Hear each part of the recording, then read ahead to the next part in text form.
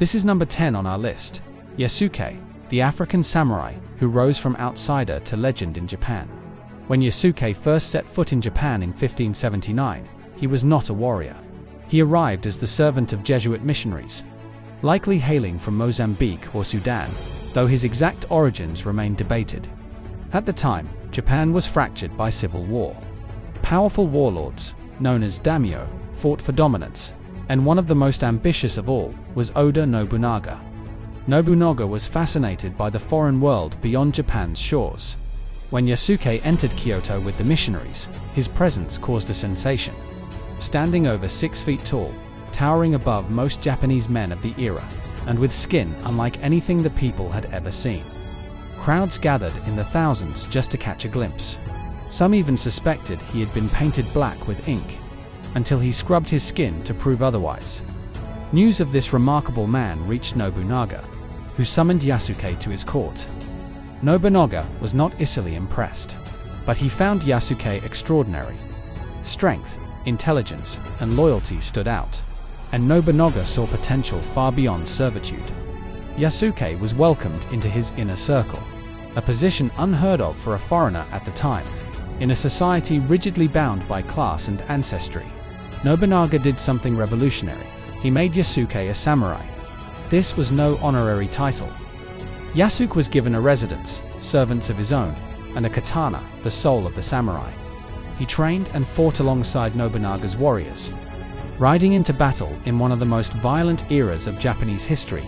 Visualized the great Japanese castles rising against the sky, banners snapping in the wind, and Yasuke clad in armor, a towering presence on the battlefield. His dark skin gleamed against polished steel, a sight that made him stand out even among Nobunaga's fiercest warriors. He became more than a curiosity. He was a symbol of Nobunaga's openness to talent, wherever it appeared. In 1582, Yasuke's loyalty was put to the ultimate test.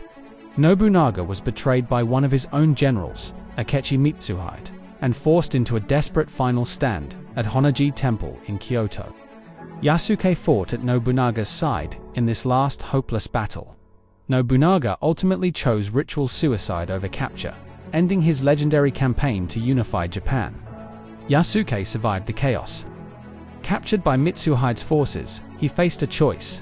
Because he was not Japanese, some accounts say he was spared execution and returned to the Jesuits. Others suggest he continued to fight, his fate lost to history. What is certain is that Yasuke's story left a mark on Japan.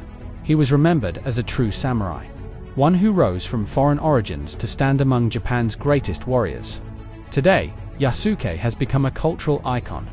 His life has inspired novels, films, and anime, capturing imaginations as the African who became a samurai in a land that rarely accepted outsiders.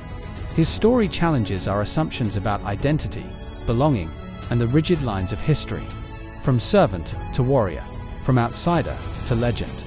Yasuke stands as proof that greatness can be recognized across boundaries of race, culture, and nation. He may not have left behind descendants or estates, but his legacy endures. When we think of the samurai, we often imagine stoic Japanese warriors sworn to loyalty and honor.